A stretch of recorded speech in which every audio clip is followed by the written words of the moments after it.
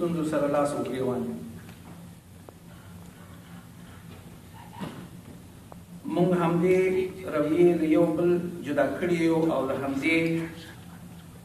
همدې عمله یو بل جلا بیل سوځو. د پښتون مخالفې رویې مونږ ته اور بل کړی چې مونږ او تاسو د تاریخ په اوږدو کې او تر ننه پورې دښمنانو د پښتون قوم د وژلو، ځپلو او ان له منځه وړلو ډېرې هڅې کړي، اوس هم روانې دي. تل هڅه کړې تر دا ویاړلی قوم خپلو کې بې اتفاقه ټوټې او خپلې واکمني او باداري پرېږدي. ټول پښتنو زده او افغان زده کړئ چې ټولو افغان زده او پښتون زده کړئ دې په خلاصو غوږو واوري چې پښتانه ټول یو تن او وجود دي، هغه که په لر او په بره پښتونخوا او نړۍ په هر درد، غم، خوشحالي او خفګان او همدا وجه ده چې نن موږ او تاسو د مختلفو ښارونو، ولایتونو او ملکونو نه دلته د یو چھت لاندې راغونډ شوي یو او د دې مظلوم ملت غم ژاړو او د حل لارې چارې لټوو. عزیزانو، دې ستونزو حل دپاره قومي بیدارتیا او یووالي ته اشد ضرورت دی تر څو وکولی شو د استعمار مخه ونیسو او د خپلو حقونو څخه دفاع وکړو. په هغو خودکش او بیګانه پرستو باندې غږ کوم چې د پردیو لاسونه پرېږدي، راشي خپل قوم ته شا ودرېږئ، خپلو حقونو پوښتنه وکړئ، د خپل مظلوم ملت غږ پورته کړئ. خبرو په پای کې غواړم یو اساسي ټکي ته اشاره وکړم، هغه دا چې د لر پښتنو پر ټولو سیاسي، دیني او ټولو مخورو مشرانو غږ کوم چې د قام د یووالي او وحدت دپاره مټې راونغاړي او په شریکه سره دا مظلوم ملت نور له دې ناکار څخه وژغوري. د قام په ځوان نسل کې د یووالي، وحدت او قامولۍ احساس پیدا کړي، خپل دوست او دښمن وپېژني او هغو پرول شویو ته موقع په لاس ورنه کړي چې زموږ په منځ کې د نفاق دي. د توجه نه یو جهان مننه.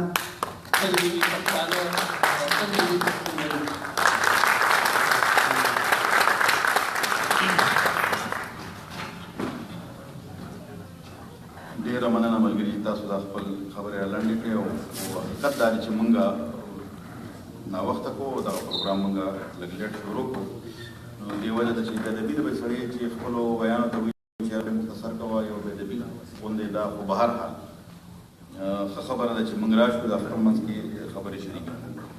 زه اوس د مختصر غوندې وینا دپاره خپل ملګري چې زمونږ د پښتون کونسل کاناډا په پرمختګ او د دې په میډیا په حواله باندې د هغه ډېر رول دی، ملګری امان الله خان اتل ته خواست کوم چې هغه راشي خپل یو څو خبرې وکړي.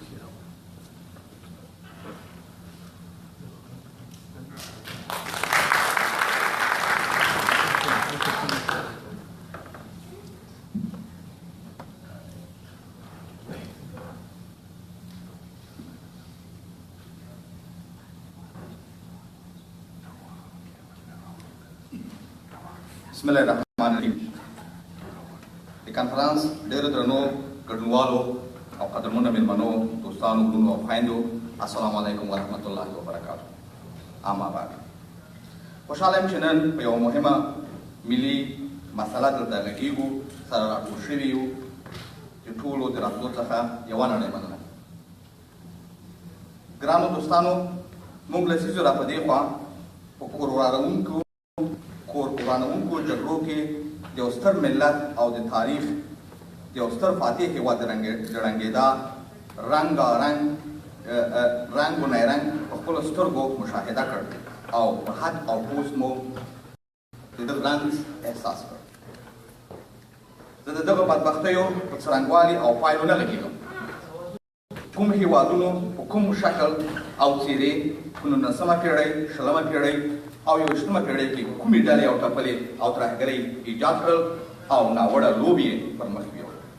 ځکه دا هر څه اوس برالا او څرګند دي او د نړۍ د کتابتونونو المارېګانې ارشیفونه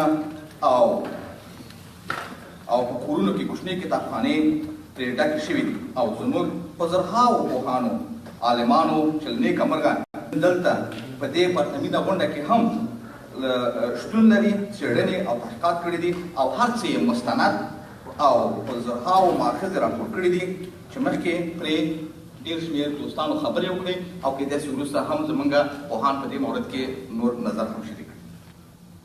په تفصیل سره موږ سره بیان کړي، بلکې په دې خبره کوم چې دغه جګړې زموږ نسلونو ته نه جبیره کېدونکي زیانونه اړوي او لا یې اړوي. هغه دا چې زموږ نننی نسل له خپل تاریخي تمدن نه لرې پاتې شوی او هره ورځ او د هرې ورځې په تېرېدو سره د ترهګرۍ لویې کندې ته ټېل وهل کېږي او دغه عظیم باوقاره متمدنه تاریخي افغان ملت له نابودۍ سره مخامخ شوی دی.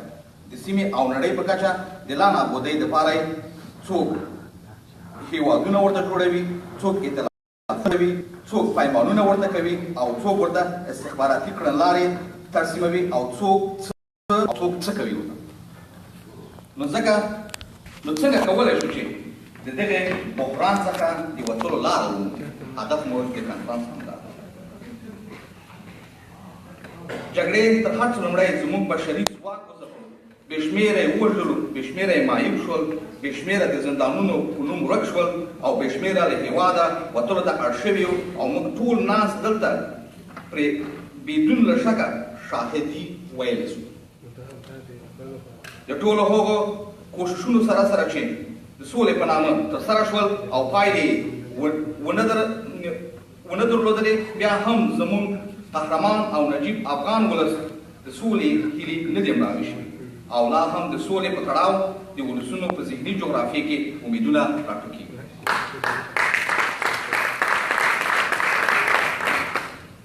اوس مهال چې خبره د سولې سواحلو ته نږدې شوې ده، نو د افغانستان قسم خوړلي دښمنان اخته دي، غواړي په خپلو شومو تبلیغاتو سره د سولې بهیر سبوتاژ کړي او په دې اړه هر رنګ و نیرنګ څخه کار کوي. زموږ په باور د لوی افغانستان د بحران څخه د ژغورلو لپاره بهتره لاره د افغانانو خپل ابتکارات دي. اما دا ابتکارات هغه وخت ممکن کېدای شي چې افغانان د شرایطو د جبر له امله د ویشل شوي حالت څخه راووځي او هېواد میشتي او بهر میشتي په ګډه د سولې د بهیر څخه ننګه او ملاتړ وکړي. که موږ او تاسو د هېواد د سولې په بهیر کې رغنده ګډون او اشتراک کړو او هغه دا چې موږ دلته تر دې ډېرې لویې څېړنیزې او تحقیقي کارونه وکړو او د نړۍ په کچه نړیواله مبارزه وکړو، نو دا به د هېواد میشتو لپاره د جاري کوښښونو په بریالیتوب کې اغېزمنه مرسته وکړي.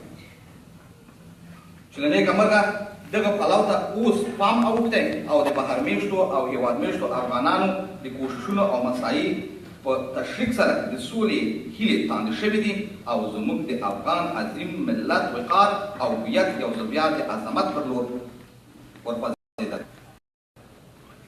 زه تمه لرم چې د دغه کنفرانس پایلې به هم د بهر میشتو او هېواد میشتو افغانانو د مشترک آدرس په ایجاد کې مهم رول ادا کړي، تر څو د امن د ګډ هدف او موخې لپاره د تشریکي مسایل او ګډ کار له لارې وکړی شو چې ذهني او فزیکي شرایط چمتو او هېواد مو د تلپاتې امن څښتن کړي. زه ډېرې خبرې نه اوږدوم، د کنفرانس په پای کې د یو ګډ کمیسیون د جوړولو وړاندیز کوم چې زموږ ستاسو له منځ نه یو شمېر دوستان د یو مسؤل او ژمن کمیسیون او یا پلاتفورم په توګه د کنفرانس د پیشنهاداتو، طرحو او وړاندیزونو د تطبیق او نظارت شرایط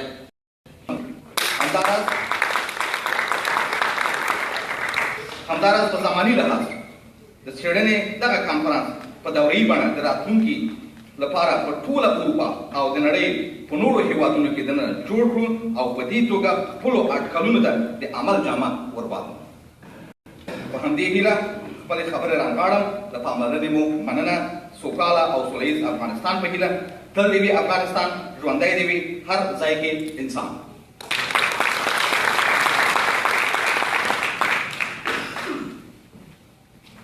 ډېره مننه عادل صاحب کورده ودان. زه اوس یو بل ملګری چې د امریکا نه راغلی دی او لیکوال دی، شاعر دی، د میډیا سره تعلق لري او ډېره شکریه ده هغه دا کوم ځای ته تشریف راوړی دی. رحمان مدیري صاحب ته خواست کوم چې راشي یو څو لنډې خبرې وکړي.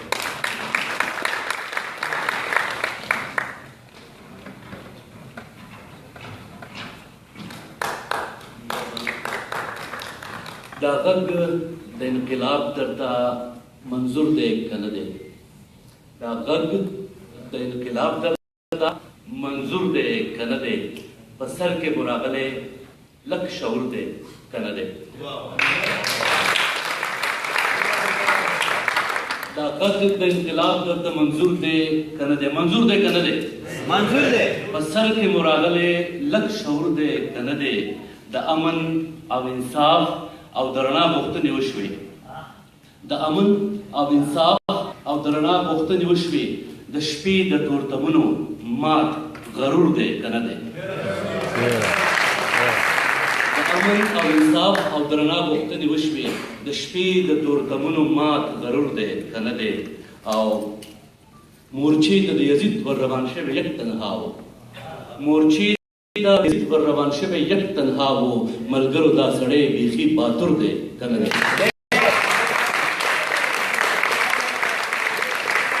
مورچې ته د یزید ور روان شوی یک تنها و.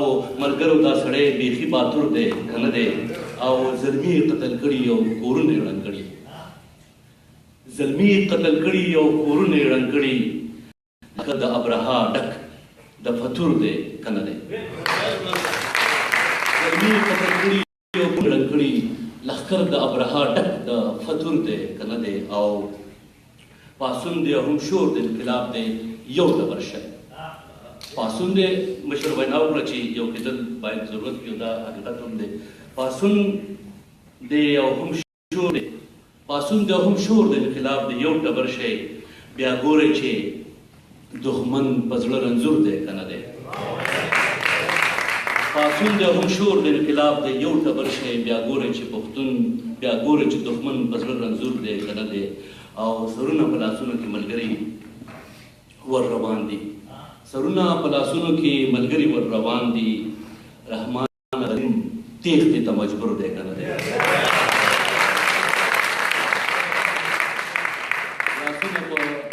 سرونه په لاسونو کې ملګري ور روان دي.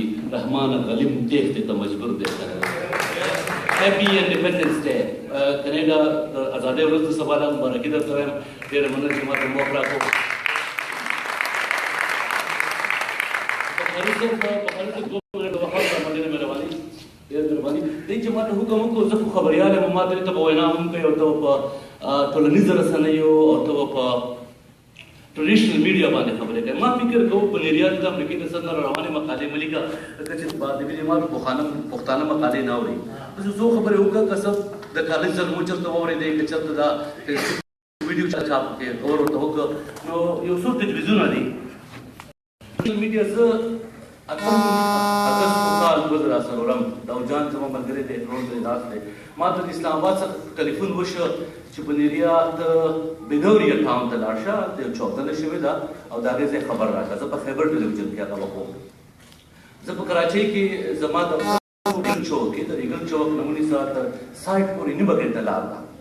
زما سره سورلی نه و. زه دا تھری ویلر په پاکستان کې یو سورلی ده، رکشه ورته وایي. هغې ته وروختم او هغې کې په لاس کې موبایل و، خو فکر را سره و چې ته خبریال یې، ته چې تر هغې رسي نیمه ګنټه به لږ وروره نو خبر خو نه تېر یې. نو خوښ مې کوو، یو ارمان مې کوو کاشکې داسې یو جادو وی چې دا خبر تا پرې لاره لاره په خپل موبایل کې کتلی شوې، پیدا کولی دې شوې او بیا دې هم د دې موبایل څخه یو ویډیو یا یو ریپورټ اسلام آباد ته لیږلی شوې. نن 14 کاله خبرې وشو. نن زه فکر کوم هغه د ټریډیشنل میډیا وخت و چې په ختمېدو دی. اوس غیر روایتي میډیا کوم ته چې موږ سوشل میډیا وایي، د هغې دور دی. د هر سړي په لاس کې خپل یو ټلویزیون دی. نه یوازې دا چې په هغې د ټلویزیون نشریات ګوري، بلکې د ټلویزیون نشریات پرې کوي هم. موږ تاسو ګورو په دا ماښام کې په فیسبوک باندې زلمی ناست وي د سویډن نه، ډنمارک نه، د ناروې نه، د کینیډا نه، د امریکا نه، د دنیا د ګوټ ګوټ خپل نشریات کوي، خپلې خبرې کوي. زه ورته خوشحاله هم یم، زه ورته د یو خبریال ایکسایټډ هم یم او زه فخر هم ورباندې کوم. خو کله ناکله ماته داسې احساس وشي ګنې په داسې حالاتو کې چې په پاکستان کې خو د پښتنو په دې ټریډیشنل میډیا کې ځای بالکل نشته دی. یو یا دوه ټلویزیون چینل دي چې هغه په وړو کې د مالګې قدر له هم نه دي، او که په وړو کې د مالګې قدر لدي هم نو آیا دا سوال حق لرو موږ چې د یو داسې شخص نه وکړو، د یو داسې تن نه وکړو چې پښتون نه دی چې د پښتون د کاز او د حق غږ پورته کړه. په پاکستان کې دوه ټلویزیون چینل دي چې هغه یو شخص مالک چې دی هغه د پنجاب څخه تعلق ما په کار کړی دی، او زه دې خوشاله مطمئن یم او زه فخر کوم چې پښتو ژبې ته ډېر ګټه هم رسولې ده په ډېر حد پورې او کوي هم. خو آیا د پښتون په حیث باندې زه د کامران حامد راجا نه دا تپوس کولو حق لرم چې د پښتون کار هدف او راتلونکي لپاره مبارزه وکړه یا سوال راپورته کړه، یا په پاکستان کې د پاکستان د پنجاب ډامیننٹ میډیا په ځواب کې د پښتون د مبارزې لپاره بیرغ پورته کړه ودرېږه، یا د بل یو ټلویزیون دا سوال حق لرم. ځکه زه وایم په ټریډیشنل میډیا کې خو ځای نه لرو موږ، ځای شته دی هم نه. پښتانه شتمن دي او د بدقسمتۍ نه او ډېر د افسوس سره زه دا وایم چې د بدقسمتۍ نه او ډېر د افسوس سره وایم چې دی د شتمنیو باوجود د کروڑونو بلیونو ډالرو د ملکیت باوجود د یو سینیټر سیټ په 2 کروڑ روپۍ اخلي، خو هغه ته دا احساس نشته دی زما سبا زما نوی نسل زما نن او زما پرون ژوندي ساتل پکار دي که نه، د دې لپاره کار کول پکار دي که نه. د بدقسمتۍ نه زه پروګرام کوم په فاټا کې یو سینیټر وي، زه د هغه سره خبره کوم، ما ته زه شرم سره ورسره خبره کوم ځکه چې ما ته پته دي سړي پلار په پوډر خرڅول او د خپل سیټ په 2 کروڑ روپۍ اخیستی دی. هغه زما د قوم نماینده دی، افسوس دا دی چې زه ورسره خبرې کوم. سړي ته خو دا احساس نشته دی چې هغه د پښتو ژبې اخبار، هغه د پښتو ژبې ټي وي، هغه د پښتو ژبې ریډیو، هغه د پښتو ژبې د بل د ودې ګټې او د پرمختګ لپاره کار وکړي. لہذا یوازینی شی دا وخت چې کوم دی کوم چې ملاله یوسفزۍ راپورته کړې را ژوندۍ کړې وه، چا چې د مشال کیس په پاکستان کې ګټلی و، چا چې د نقیب الله شهید کیس په پاکستان کې راپورته کړی و، چا چې پی ټي ایم یا خون ژغورنې غورځنګ په دنیا کې د یو لوی تنظیم د لوی تحریک تر دې حده پورې چې په افریقا کې د هغه تور پوستکو د تحریک په شان لوی تحریک جوړ کړ، چا چې د سپین پوستکي خلاف د سدوله جګړه کوله، هغه که یو شی دی هغه د سوشل میډیا ده، هغه د نن سبا غیر روایتي وسله ده زما او ستا په لاسو کې ده. خو د دې استعمال په کار د څنګه وي. اوس ډېرې خبرې د ټول ملګري پوه دي، زه دا لیکچر نه ورکول غواړم. هغه زلمو ته څوک چې دا وخت په دیر کې دا تقریر اوري، څوک چې دا وخت په ننګرهار کې دا تقریر اوري، څوک چې دا وخت په بنیر کې دا تقریر اوري، یا څوک په وزیرستان کې اوري. دغه زلمي ته پکار ده چې د خپل ګیر چاپېره چې تاسو کېږي عکسونه هم ورکوه، اتڼ هم پکې کوه، خوشحالۍ هم پکې کوه، خو ستا ګیر چاپېر چې څه کېږي، ستا ګیر چاپېر چې کوم درد دی، کوم څړیکه ده، کوم فریاد دی، کوم بې انصافي ده، کوم ظلم دی، د هغې عکس جوړوه، د هغې سره یو څو خبرې کوه. ضروري نه چې تا له د ډېره ښه پښتو درځي، ضروري نه چې تا له ډېر ښه د خبرې کولو یو ډېر ښه انداز وي، په ساده به انداز کې خبره کوه. لرې نه ده که ستا دا خبره هم لکه د نقیب الله مسعود د قتل کیس په شان ټولې دنیا ته ورسي.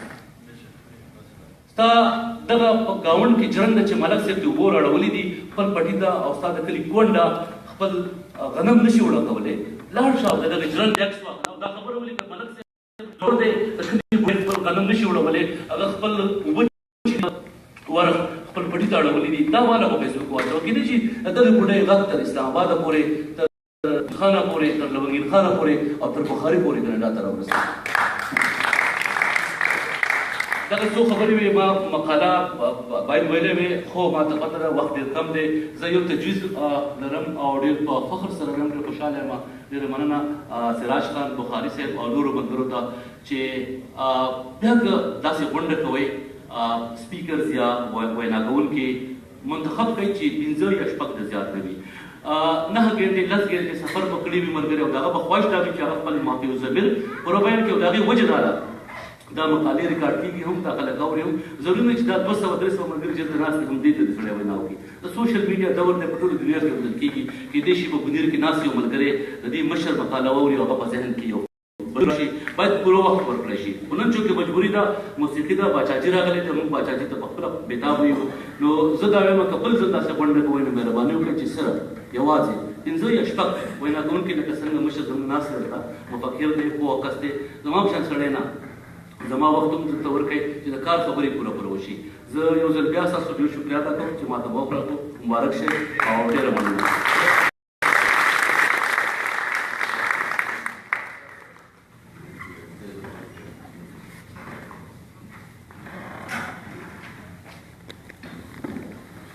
ډېره مننه زما ولید صاحب، ستړي مه شئ، کله راشه.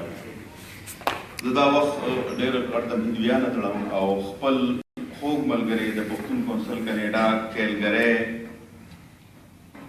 چپټر البرټا نه راغلی عمیر خان پښتون ته خواست کوم چې راشي یو څو خبرې ستاسو سره شریکې کړي. الله علیه وسلم او پسېدلو مستو سلام نه پس د پښتو د روایت مطابق د خپل ماتو ګڼو خبرو آغاز د پښتو د شعر وایي زور هسې بېغور ملګرو